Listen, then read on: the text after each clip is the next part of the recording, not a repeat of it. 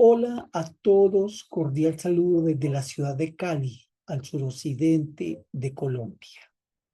Me complace gratamente eh, que se me haya invitado a participar en el Congreso de Astrología Astrea en este año 2026.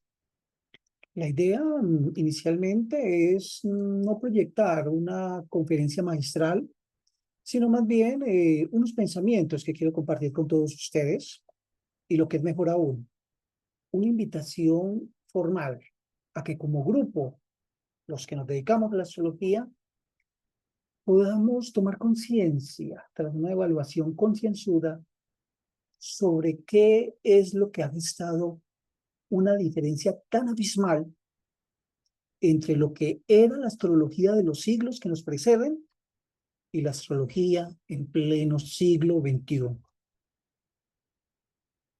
Puedo adelantarles que la diferencia es profunda, abismal. Los astrólogos que nos precedieron, siglos 8, 9, 10, nombres como por ejemplo William Lilly, Ben Ragel, Ptolomeo, todos ellos practicaron una astrología que daba resultados. Una astrología que permitía pronosticar eventos que el tiempo certificaba su validez.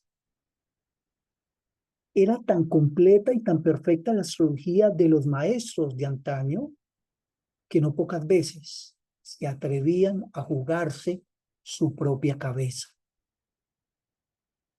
Los astrólogos de antaño estaban dentro de la corte del rey, eran figuras prestigiosas y sobre ellos, sobre sus hombros, recaía la importancia de las decisiones trascendentes que el rey debía tomar. El trabajo del astrólogo era muy exigente. Siglos atrás, puntualmente en el siglo XVII, se alcanza el máximo encumbramiento y poderío, si se quiere, de la astrología. Las herramientas, los métodos, las propuestas que la astrología tenía eran de la mejor calidad y lo eran porque el resultado que se obtenía no era un resultado que dejase duda en quién usaba la astrología. Lo cierto es que hoy en día, en pleno siglo XXI, adolecemos de una astrología de precisión. Nos hemos dedicado a inventar nuevas fórmulas, será, nuevos métodos, si se quiere, a partir de los cuales intentamos una y otra vez validar la astrología y hacerla perfecta. No, la astrología no hay que inventarla, ya fue inventada, tiene una historia de 40 siglos que la respaldan. No, lo que hay que hacer es asumir el compromiso de ir hacia el pasado, a eso que se conoce como la tradición de la astrología, rescatar todos esos argumentos, fórmulas, aforismos, métodos, esquemas de trabajo que fueron tan exitosos, traerlos a este momento actual, probarlos una y otra vez hasta alcanzar una seguridad del funcionamiento de todos y cada uno de ellos. Porque atención, tener una fórmula o una metodología de antaño y probarla una y mil veces no nos está diciendo qué es lo que hace que funcione y en qué casos puntuales puede funcionar. Hay que coger, hay que involucrarnos con ese conocimiento tan antiguo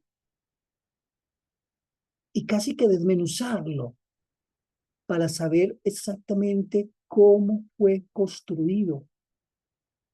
De tal manera que si hay que cambiarle alguna de sus partes, exactamente se pueda cambiar por una parte igual, que haga y cumpla el mismo propósito para el cual fue incrustada. Los astrólogos de antaño hacían predicciones que descrestaban. Sin ir muy lejos, William Lilly predijo el incendio de Londres de 1666. Otros, creo que también fue el mismo Lilly, que hizo una predicción sobre la muerte del rey en el campo de juegos, de batalla, y que una lanza destruiría uno de sus ojos. Bueno, la verdad es que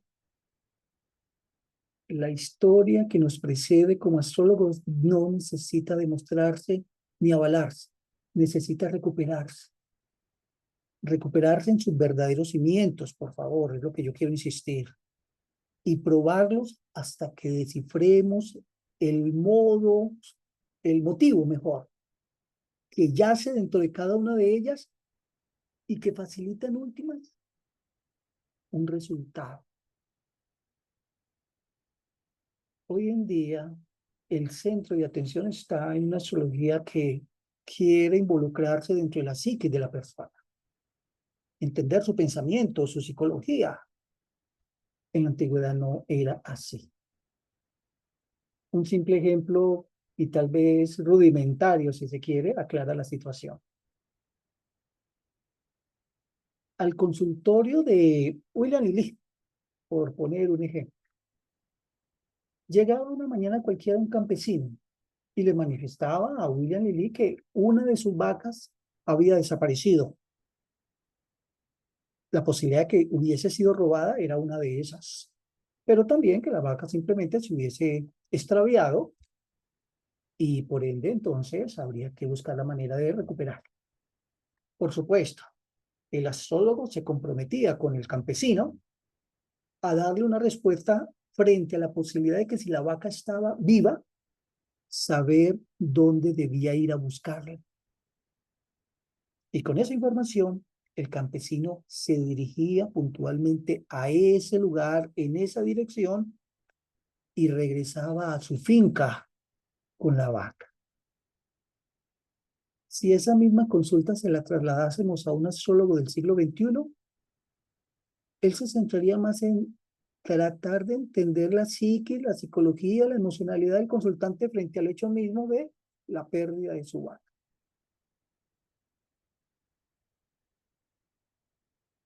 Impresiona de verdad una diferencia tan abismal, ¿sí? Tan profunda, pero una diferencia para la cual noto que muy pocos cultores de la astrología están dispuestos a participar en aras de rehacer el camino del cual nos hemos extraviado. Para que se entienda un poco más y mejor lo que yo quiero transmitir hoy, permítame adecuar esta pantalla y proyectar allí un PowerPoint que he creado para esta ocasión. Discúlpenme, hago unos pequeños ajustes y estamos listos. CEPRINAS, Centro Profesional de Investigaciones Astrológicas. CEPRINAS es, yo soy el creador y el representante actual de CEPRINAS. Y lo que voy a conversar con ustedes hoy es producto de una de esas tantas investigaciones. A ver, por favor. El arte del astrólogo. Allí están exactamente los datos de una pregunta horaria que le fue planteada al astrólogo egipcio de nombre Palco. Es una pregunta del 14 de julio de 479 después de Cristo. La verdad es que han pasado 1547 años. Y esto que les voy a compartir sigue teniendo un valor altísimo. Con esos datos, Palco construyó la siguiente carta. Y con esa carta pudo darle la información fidedigna, suficiente y veraz a su consultante. En la página número 38 del libro del escritor e historiador Benson Bobrick, y que tituló Escrito en el cielo, Permítame, yo trato de mostrárselos un poco acá, por favor. Escrito en el cielo. Bueno, ahí está. Editorial Ateneo. En la página 38 se relata exactamente todo lo que fue el trabajo del astrólogo Palco frente a esta carta y las conclusiones a las que alcanzó. Dice acá en la página 38. En la mañana del 14 de julio de 479 después de Cristo, un cliente, preocupado por el retraso de un navío, partió en busca de un astrólogo egipcio de Esmirna, de nombre Palco, y a las 8:30 le preguntó si el barco que estaba esperando, procedente de Alejandría, llegaría sin haber sufrido daño alguno, y si era así, ¿cuándo? El astrólogo dibujó una figura relacionada con la hora en que se había formulado la pregunta y emitió su juicio sobre el caso. Abro comillas. Dado que los señores del día y de la hora, Saturno y Marte, se encuentran ambos en el ascendente, y observando que la luna se aplica a un aspecto de Saturno, parece que el navío logró escapar de una violenta tormenta, pues Venus y la luna están favorecidos por Júpiter. Y observando que el ascendente caía en un signo bicorpóreo, la tripulación del barco sobrevivió pasando de una nave a otra. Y como Venus, que ejerce su dominio sobre las aves, está en oposición a Sagitario, traerán algunos pájaros con ellos. Y puesto que la luna se encuentra en la casa de Marte y en los términos de Mercurio, traerán además algunos libros, papiros y varias vasijas de bronce, pues la luna también está en Escorpio. Y observando que Esculapio saldrá con la luna, su cargamento incluirá también medicinas. Cierro comillas.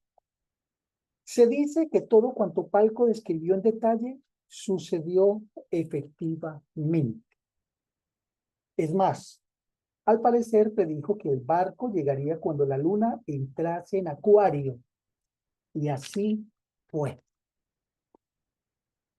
Por favor, quien escuche eso, quien entienda eso, no puede menos que sentirse halagado, si se quiere, de poder ser uno de los privilegiados con acceso a un conocimiento tan antiguo.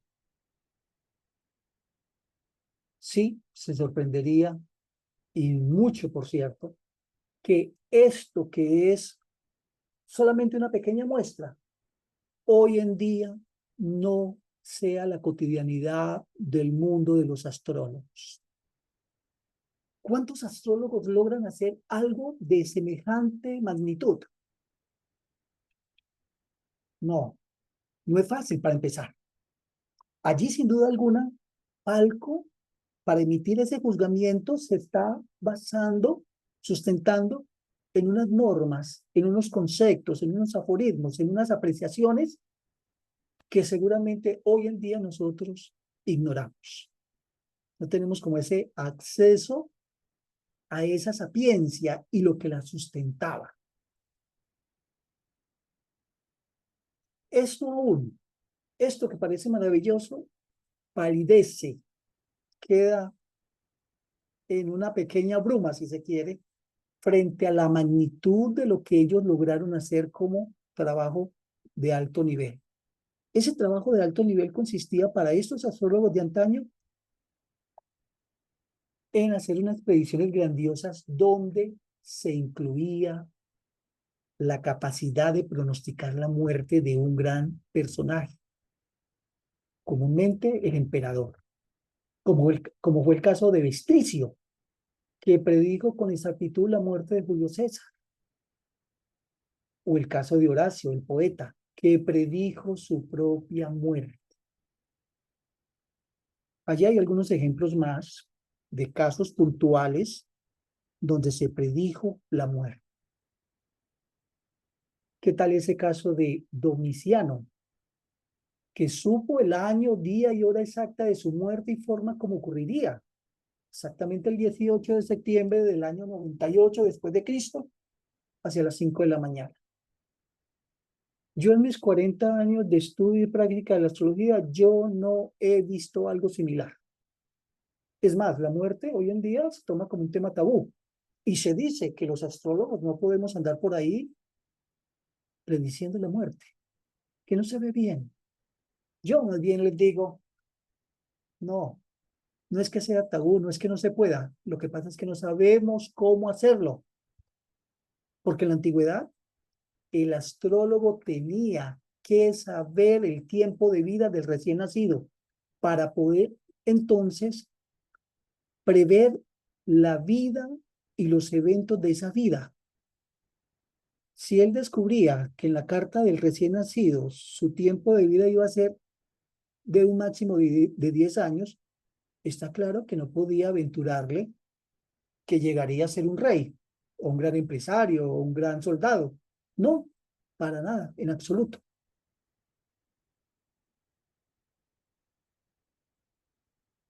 No puede uno hoy en día desconocer esto, por favor. No podemos desconocer la sapiencia y la capacidad de predicción que ostentaron los maestros del pasado. Reconozcamos más bien con humildad. Estamos a años luz distantes de ellos. Por ende, el trabajo consciente del grupo de astrólogos a nivel mundial es ir a ese pasado y recuperar las fórmulas, los métodos, todo aquello que permitió que ellos hicieran exactamente eso. Adriano, emperador, era astrólogo, predijo la hora exacta de su muerte en el año 138 después de Cristo. Impresionante, impresionante.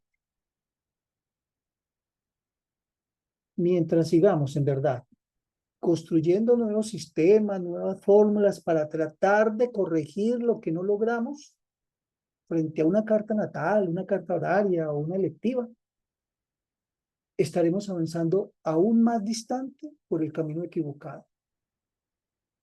Es urgente, de verdad, que la conciencia de cada astrólogo lo lleve a asumir la responsabilidad de volver al pasado y revisar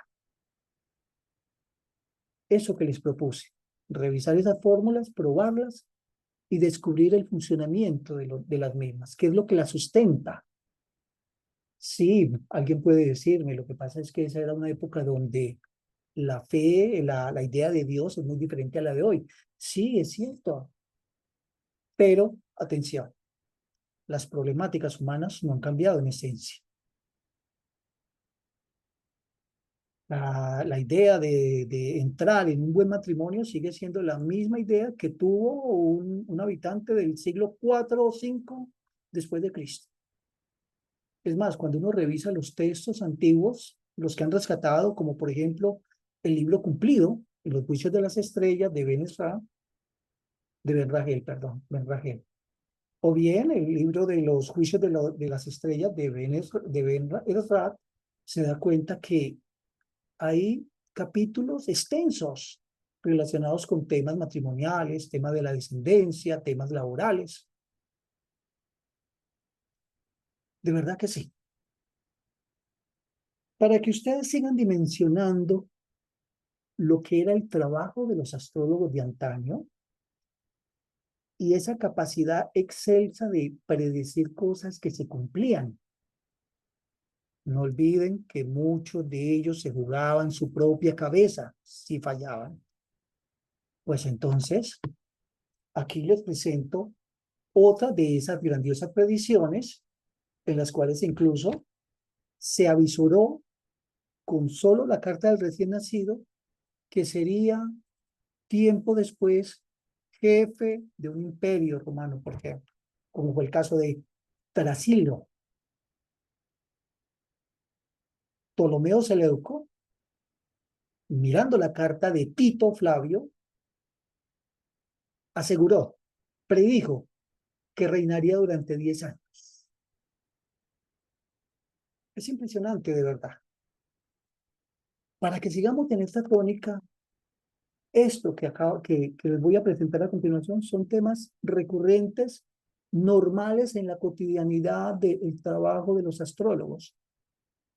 El astrólogo de la corte tenía la obligación de decirle a su rey cuando se iba de viaje en qué momento exacto emprender el viaje, para que así se lograse no solamente el éxito de su gestión, sino asegurarse que regresara a su palacio vivo. Mucha responsabilidad. Estos astrólogos fabricaban talismanes para diferentes usos. Allí lo que ustedes están viendo es una copa de plata que ya la vincula con la luna. Se llenaba de agua, se ritualizaba según la necesidad y el planeta que correspondiese, y ese líquido era consumido por la persona que requería ese favoritismo. También fabricaron cuadros mágicos. El que ustedes observan allí es el cuadro o cuadrado mágico de Mercurio, una especie de talismán que se usaba para ayudarse y protegerse en los viajes, en la apertura y consecuencias que pudiera tener un negocio que fue inaugurado.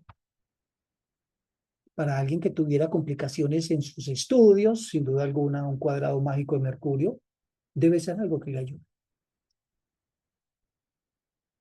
Las guerras, pero por favor, cualquiera que revise la historia del mundo no puede negarse que la humanidad en cualquier lugar del planeta siempre ha estado en guerra. Por ende, el trabajo del astrólogo era aconsejar, indicarle a su rey la conveniencia de empezar, sí o no, una guerra. Explicarle la fatalidad de la misma guerra si fuese necesario. ¿Cuándo terminaría una guerra? Si en este momento estuviéramos ingresando en el gabinete de un astrólogo del siglo séptimo, octavo, noveno, y le preguntásemos, esta guerra que tenemos allí en Medio Oriente, ahora en pleno año 2026, ¿en qué va a concluir? ¿Quiénes serán los vencedores? ¿Quiénes los derrotados? Ese astrólogo de esos siglos atrás nos haría un pronóstico que el tiempo lo validaría en su totalidad.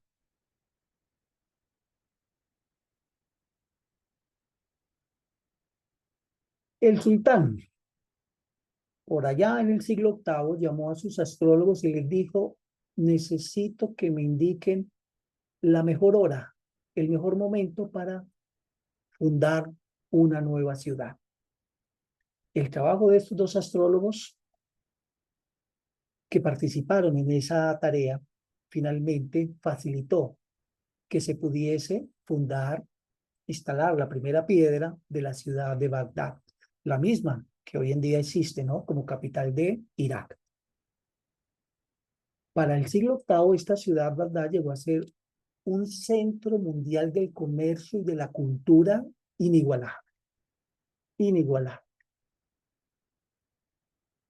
Si aterrizamos en el siglo XVI, nos vamos a encontrar con la reina Isabel I, que le tocó asumir el control, el mando en Inglaterra, justo en el momento en que sus dos enemigos más avasalladores, Francia y España, amenazaban con dejarla en ruinas.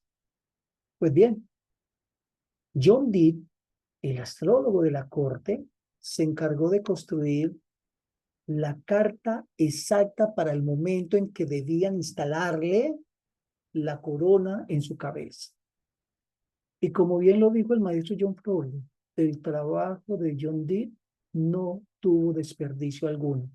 Gracias a esa coronación, en ese momento tan único, Isabel pudo sortear con éxito la situación y mantener a flote el reino. Gran Bretaña. Esto que era tan común en aquellos tiempos, hoy en día pasa completamente desapercibido para muchos astrólogos. En la mesa, la ubicación donde nos sentamos, ¿no? Tiene su contenido astrológico para bien o para mal.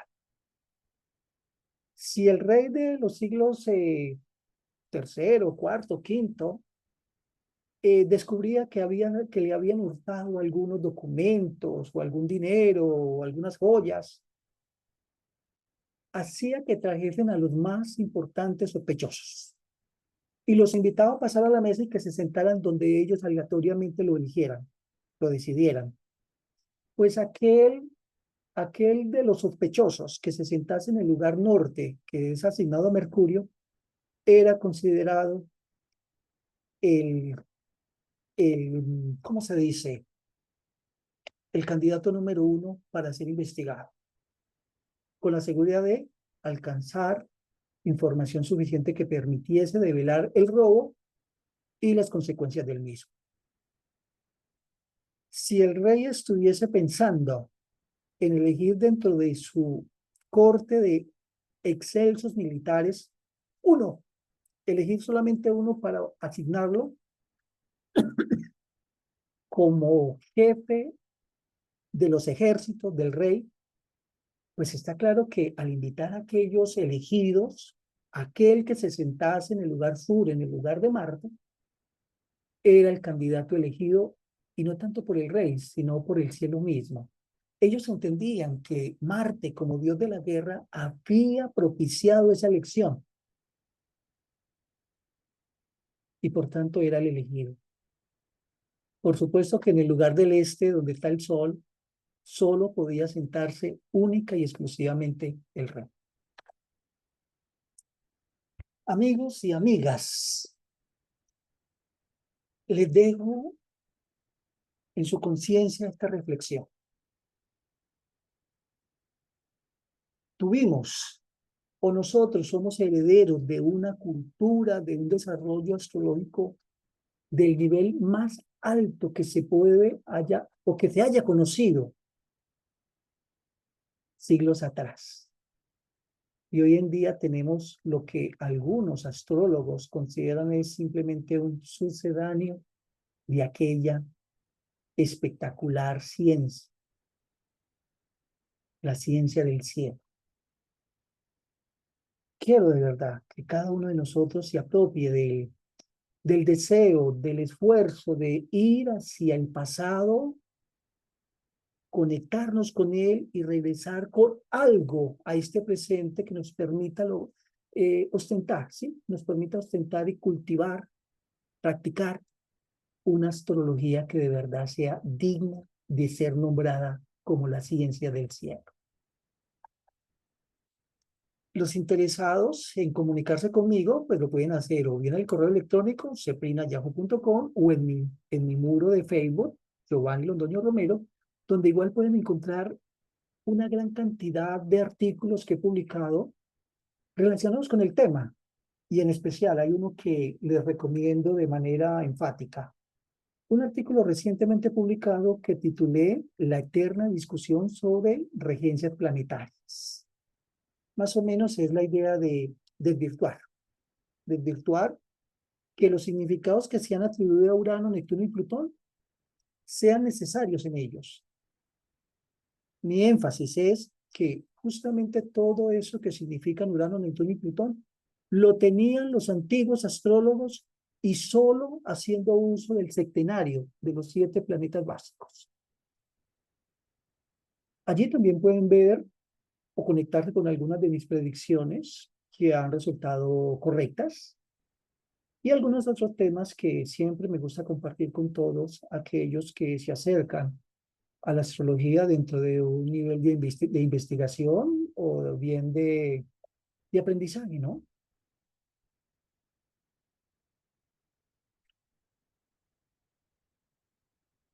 Bien, queda entonces planteada, no el desafío, no, sino la necesidad. Así, es una necesidad urgente que no podemos seguir dejando de lado. Hay que recuperar la tradición, pero recuperarla para usarla con la conciencia misma que los astrólogos de antaño lo hicieron. Mientras no nos encaminemos en esa dirección, al final vamos a seguir teniendo, en pleno siglo XXI, una astrología que adolece de muchas cosas, pero demasiadas, si se quiere. Y sin duda alguna la más importante, la capacidad de predecir puntualmente cosas que el tiempo luego compruebe que fueron ciertas. Amigos y amigas, muchas gracias. Les reitero mi saludo desde Colombia. Deseo que podamos en algún momento seguir conversando de esos temas que tanto nos apasionan. Hasta pronto. Un abrazo en la distancia. Chao.